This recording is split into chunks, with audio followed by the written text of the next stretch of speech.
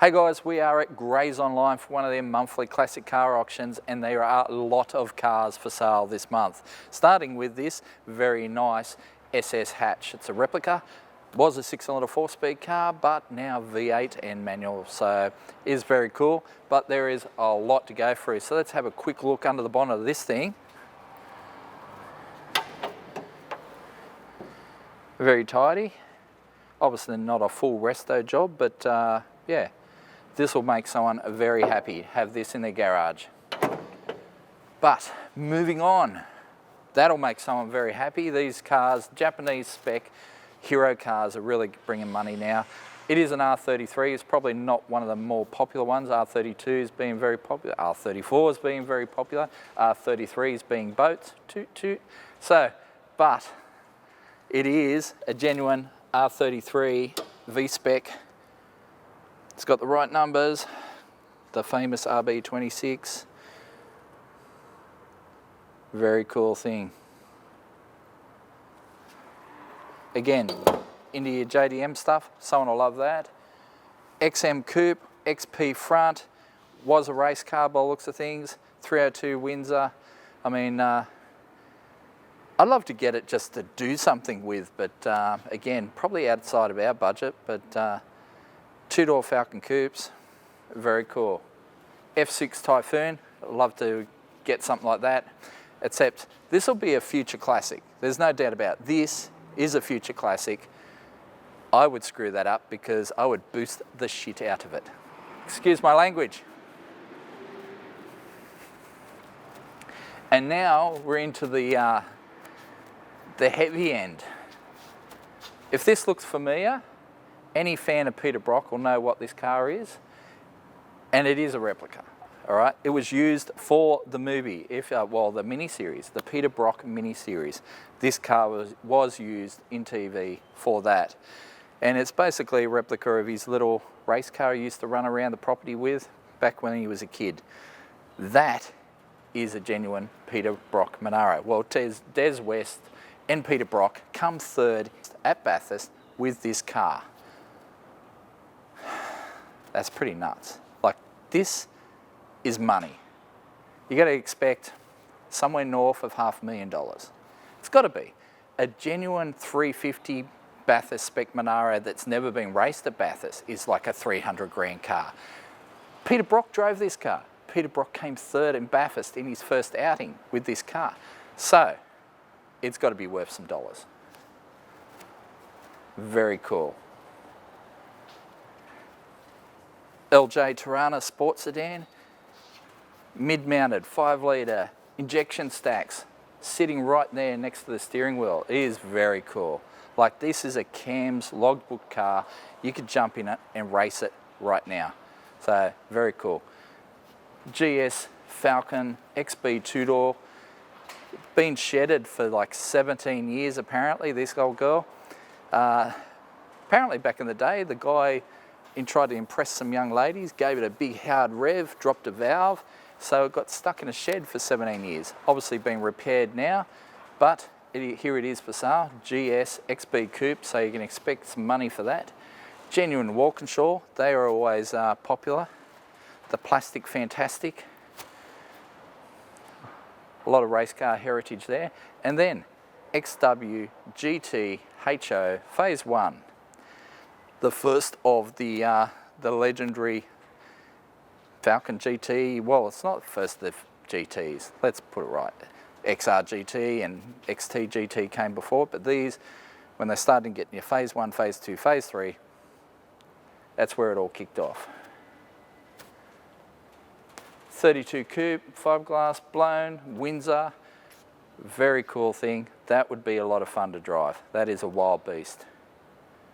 And then this 57 Chev that we drove last month, unfortunately didn't hit its reserve.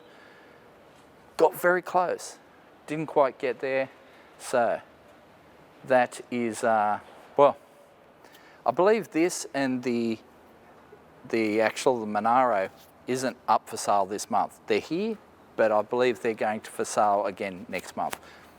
But still, something to look out for. This Tirana hatch is an interesting story. It actually went to California, was driven around in LA for quite a bit. It has since come home. It's got an LS1 in it, nice Edelbrock intake. It is a very cool machine.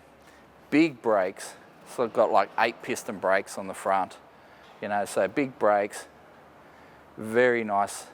It is a little bit worn in terms of paint, but still very cool story that comes with that car. SLR 6-cylinder, manual Tirana, factory aircon, LSD. Again, this is a very good survivor car. Original paint, very cool. So this is another Peter Brock genuine race car. So around Australia, reliability trial. I mean, he went around Australia in this thing twice. Apparently one of the early development cars that didn't actually get raced went for 75,000 recently. So I'd expect that to go for more. It is a V6, but it is, you know, Peter Brock raced this car. Peter Brock. It's got all the gear in there. She's a genuine race car. Then we got some of the other, well, let's say classics. Cars that you don't see for sale every day of the week. This is apparently a replica of one of the Repco cars. It is a Starfire 4 under the bonnet. I think we can open that up. Look at that, the little 4-cylinder. So yeah, this one's just a replica, I believe. But still, you buy this, take it to shows, it'll be a conversation starter anywhere you take it. Beautiful 64 Impala. I really dig this HSV GTO. So it's only got like 120,000 Ks on the clock, you know, but Harriet blown, 6-speed car, probably, well, apparently makes about 420 kilowatts. So it's pretty stout. That would be a lot of fun.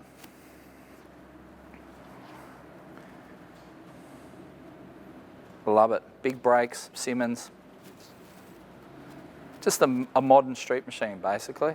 And then we've got a whole collection of other cars to buy. Kind of dig this old Citroen.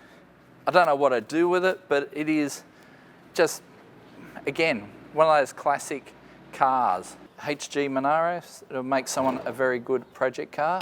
So if you're looking to get yourself a Monaro, there you go. 186, just a 6-pot in there, but obviously, you know, no brakes and that sort of thing. So this is a choose your own adventure sort of car. Basically, you're going to have to build it the way you want it. But I'm sure someone will turn that into something very nice. Old Scooby-Doo. Haven't seen WRX wagon in a while. Very clean Sigma. Nice Chevy pickup. Been slammed. Late model small block in there.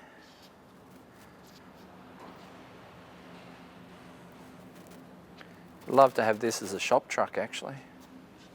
Very cool. It's got the 8-foot bed in it, so you can fit basically a full sheet of ply. Bang. All fit straight in the back there between the wheel tubs. I know, because I used to own one. VK Berliner. Probably one of the cleanest VKs you will ever see. It's certainly this day and age. So this car is going to be, well, will have a reserve, but not a very high reserve.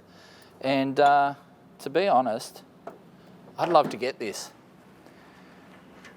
It has got the injected 6 in there at the moment, but, oh man, can you imagine this with an LS in it? Nice sleeper. The interior is just mint. Check it out. So nice. So that will make someone a very nice car. And from what I understand, very affordable. Brougham, HK by the looks of things. And then VN.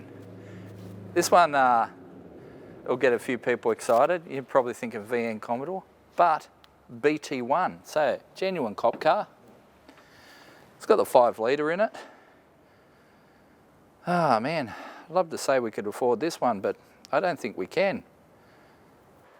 XY project car for someone. It's got like a 250 2V engine in it at the moment. Old Land Rover, Mercedes Coupe, Subaru sports wagon. Haven't seen one of those in ages. I actually used to have a Subaru Brumby back in the day, so similar floor pan and everything, and engine combo, but ute. So there is something for everyone here. There is something for every taste, and well, and if you can't find a car here, you're not trying. But if you do have something at home and you don't want to deal with the tyre kickers, you could even sell that through Grays Online as well. So there is plenty of opportunity out there to sell your own pride and joy if you want to move on to something else. But you know how hard it is to sell cars these days, dealing with all the no-hopers and just wannabes. Why not let Grays Online take that off your hands? So you can bring it here, set it up, sell it, and you don't have to deal with the public. How good is that? So anyway, lots happening this month, lots of cars this month. It all starts this afternoon actually, in probably an hour or so the auction kicks off. So by the time you see this video, it will be well and truly underway. Should finish in a couple of days after you see this video. So plenty of cars to see. Jump on, start bidding.